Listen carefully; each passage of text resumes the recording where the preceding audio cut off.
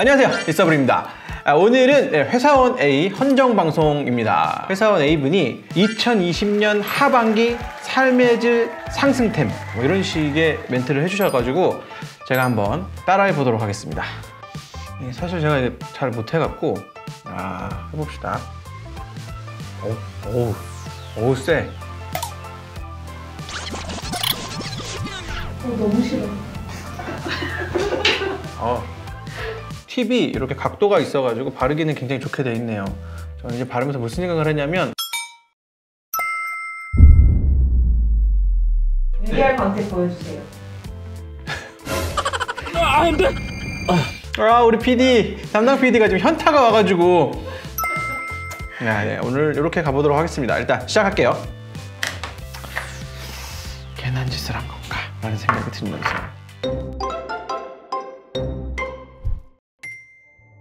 자금 회전율 높이기 구체적인 얘기를 좀 해보려고 합니다. 간단한 원리는 빨리빨리 입고시키고 빨리빨리 파라는 얘기인데, 이 빨리빨리라는 게 단계별로 소싱하는 단계에서도 하루, 파는 단계에서도 하루, 정산을 받는 단계에서도 하루 이틀, 이런 하루들이 모여서 1년이 되면 나는 경쟁 판매자보다 한 달을 벌 수 있다. 그게 한 달이 돼서 모이면 이게 회전율이 경쟁자보다 올라가기 시작하면 여기에도 마찬가지로 뭐 부동산이나 꼭 주식처럼 레버리지를 일으킬 수가 있어지는 거죠. 그래서 이 하루하루를 악착같이, 고통이 좀 있어요. 돈 주자마자 물건 받으려고 하면 빨리빨리 물건 주세요도 있고, 약간의 팁을 드리자고 하면 입고하고 우리가 수량 맞으면 바로 쏠게요, 여기 하셔야 돼요.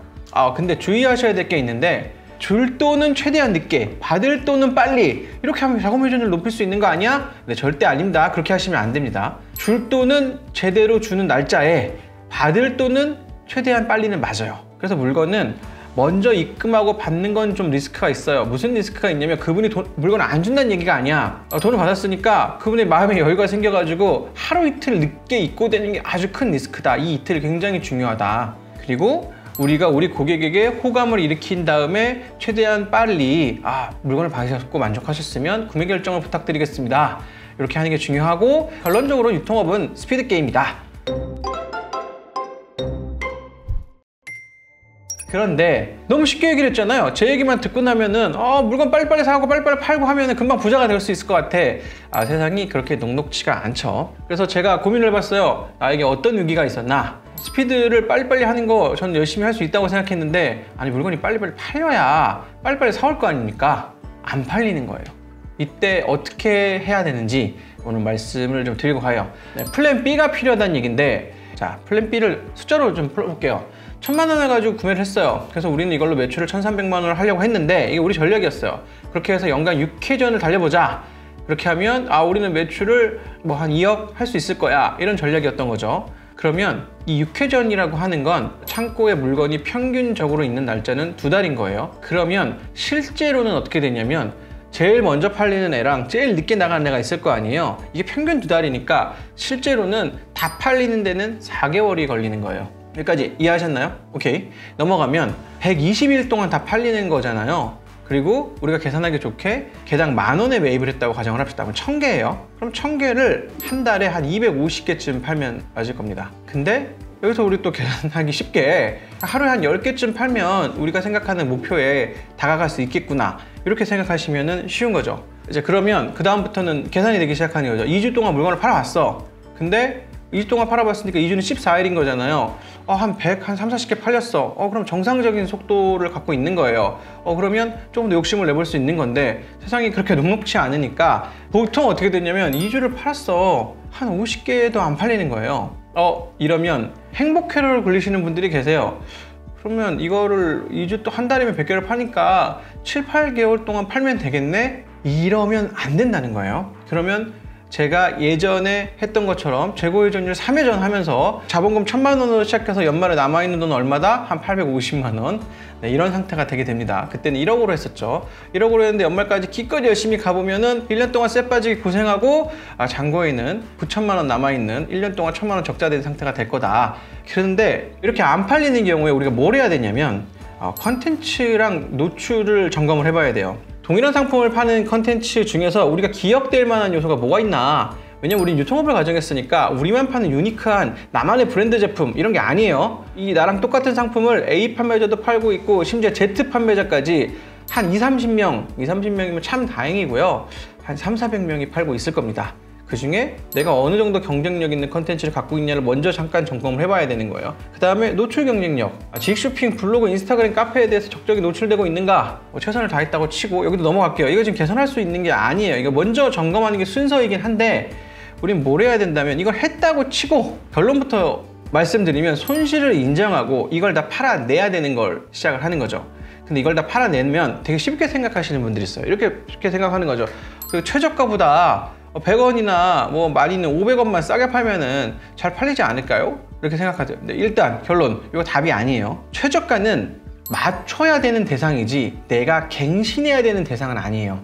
최저가를 갱신하면 어떤 일이 일어나냐면 판매자들의 등치가 커서, 그러니까 업체가 규모가 있기 때문에 최저가에 안 따라올 수도 있고 최저가로 굳이 우리를 밟으려고 하지 않을 수도 있지만 빠른 판매자는 하루 이틀, 늦은 판매자도 일주일이면 자기네 판매 지수가 떨어지는 걸 감을 잡고 가격을 맞춰서 달려들기 시작합니다. 이러면 치킨 게임이 시작되는 건데 그러면 다 팔아보지도 못하고 가격은 흔들렸고 욕은 더럽게 먹었고 다른 판매자분들에게 그 다음에는 소싱하기 힘들고 이런 상태가 되게 좋아요. 그럼 뭘 해야 되냐면 광고비를 늘리는 게 먼저입니다.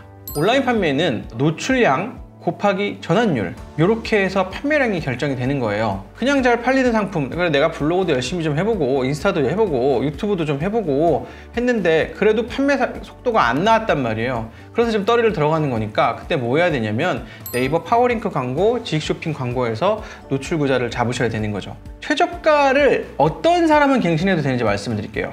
최저가를 갱신했을 때 굉장히 드라마틱한 판매 지수를 올리는 방법은 노출량이 극단적으로 높아지는 겁니다. 이게 어떤 게 있냐면 네이버 지익쇼핑에서 상품을 보면 1, 2, 3 제일 위에는 광고 구자고 다시 1, 2, 3, 4는 오가닉 노출이에요.